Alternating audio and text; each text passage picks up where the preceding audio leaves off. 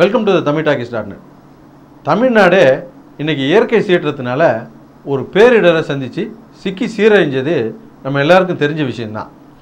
இந்த பெரிய சீரழிவினால் நம்ம பட்ட கஷ்டத்தை விட அதிலேருந்து நம்ம படிப்படியாக எப்படி மீண்டு வந்தோம், அதன் மூலமாக ஏற்பட்ட சந்தோஷத்தையும் அந்த சந்தோஷத்தை நமக்கு கொடுத்தவங்களுக்கு பாராட்டும் விதமாக தான் இந்த நிகழ்ச்சியை. வரக்கூடாத ஒரு பேரழிவு வந்துடுச்சு, எங்கே பார்த்தாலும் வெள்ளம், யாருக்கும் என்ன பண்ணுறதுன்னு தெரியல.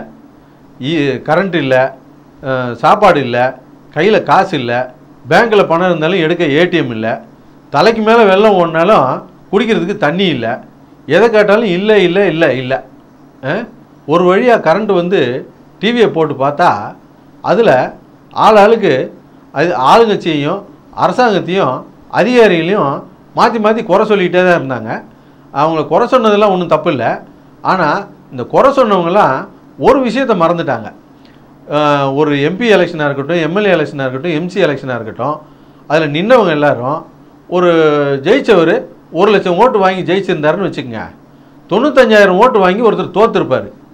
இந்த 1 லட்சம் ஓட்டு வாக்காளர்களுடைய நம்பிக்கை பெற்று ஒருத்தர் எம்எல்ஏ ஆகியிருப்பார், 95,000 ஓட்டு வாக்காளர்களுடைய நம்பிக்கை பெற்று ஒருத்தர் தோற்றுருப்பார். அப்போ அவரை 95,000 பேர் நம்பியிருக்காங்க இல்லையா, அவருக்கு தானே அதில் பொறுப்பு இருக்குது. அதே போல் அவருக்கு அடுத்தபடியாக ஒருத்தர் 35,000 ஓட்டு வாங்கி தோற்றுருப்பார், அவருக்கு தானே இதில் பொறுப்பு இருக்குது. இதில் வந்து எப்படி ஆளுங்கட்சியை மட்டுமே நீங்கள் குறை சொல்ல முடியும் அப்படின்னு கேட்டால், அவங்ககிட்ட தானே ஆட்சி அதிகாரம்லாம் இருக்குது, எங்ககிட்ட என்ன இருக்குது அப்படின்னு அந்த தோற்றவரே சொல்கிறாருன்னா பார்த்துங்க.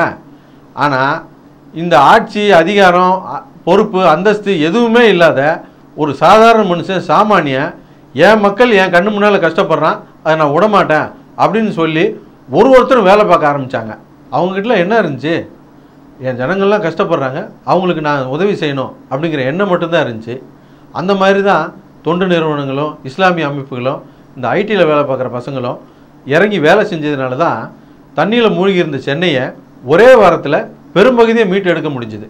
இந்த சமயத்தில் தனியார் ஊடகங்கள், அதாவது நடுநிலையாக சில ஊடகங்கள் இந்த உதவிக்காக காத்திருந்தவங்களையும் உதவி செய்ய காத்திருந்தவங்களையும் இணைச்சதில் பெரும்பங்கு அவங்களுக்கு தான் இருந்துச்சு.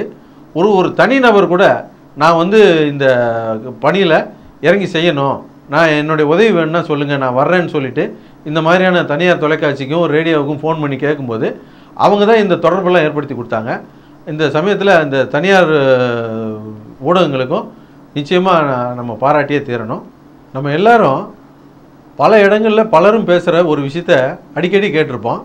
அது என்னென்னா, இந்த கவர்மெண்ட்டில் வேலை பார்க்குறவங்க ஒருத்தங்க கூட சரி கிடையாது, இவங்களை பூரா வேலையை பிடுங்கிட்டு துரத்தி விட்டுட்டு இதை பூரா தனியார்கிட்ட ஒப்படைச்சிட்டா தான் நாடு விளங்கும் அப்படின்னு எல்லோரும் பேச நம்ம கேட்டிருப்போம். நம்மளே கூட விரக்தியில் பல இடங்களில் சொல்லியிருப்போம். ஆனால் அது எவ்வளோ பெரிய தப்புன்றது இந்த வெள்ளம் வந்து உணர்த்திருக்கு. அது எப்படின்னா, இந்த கொட்டுற மழையிலையும் ஒரு துப்புரவு தொழிலாளி சாக்கடையில் பூந்து அவன் சாக்கடை அள்ளுறதும், ஒரு ஈபி தொழிலாளி அந்த அவ்வளோ மழையிலையும் கம்பத்தில் ஏறி அந்த ஒயரிங் வேலை பார்த்ததும், அப்புறம் இந்த போலீஸ் அதிகாரிங்க விடிய விடிய அந்த வேலைகளை பார்த்ததும், முப்படை அதிகாரிகளும் வேலை பார்த்தது, இந்த தீயணைப்பு துறையில் ஒரு 2 அடுக்கு மாடியை மூழ்கி தண்ணி போயிட்டு இருக்கு, அதில் பூந்து மக்களை காப்பாற்றினதும், இதெல்லாம் வந்து இவங்களுக்கும் குடும்பம் பிள்ளைக்குட்டி எல்லாமே இருக்க தான் செய்யுது. அவங்களாம் இவங்க போய் பார்த்தாங்களா இல்லையான்னு தெரியல. ஆனால் இதெல்லாம் ஒரு கடமைக்கு கடமையாக செய்யாமல் ஒரு அர்ப்பணிப்போடு செஞ்சாங்க அப்படின்னு தான் சொல்லணும். அதுக்காக இவங்கெல்லாம் பாராட்டாமல் இருக்கவே முடியாது. இவங்களுக்கெல்லாம் நம்ம பாராட்டி நன்றி தெரிவித்தே ஆகணும். இப்படி மாவட்ட ஆட்சித்தலைவர்லேருந்து கடைநிலை ஊழியர் வரைக்கும் உயிரை கொடுத்து வேலை செஞ்சதுனால தான் ஒரே வாரத்தில் நம்ம இழந்த சென்னையை மீண்டும் ஓரளவுக்கு திரும்பி பார்க்க முடிஞ்சுது. இந்த பேரழிவு நமக்கு இன்னொரு விஷயத்தையும் உணர்த்திருக்குது. அதாவது இந்த இந்த அரசியல்வாதிகளே இல்லை அப்படின்னு சொன்னால் கூட நம்ம நாட்டை அழகாக மக்களாலே நடத்தி கொள்ள போக முடியும் அப்படிங்கிற ஒரு நம்பிக்கையும் கொடுத்துருக்குது. இந்த பேரழிவினால் சில இழப்புகளை சந்தித்த நண்பர்களுக்கு எங்களுடைய ஆழ்ந்த வருத்தத்தையும், இந்த பேரழிவிலிருந்து மக்களை மீட்டெடுக்கிறதுக்காக உதவி செஞ்ச ஒவ்வொரு நல்ல உள்ளங்களுக்கும் எங்களுடைய நன்றியும் பாராட்டுகளையும் தெரிவிச்சுக்கிறோம். நன்றி, வணக்கம்.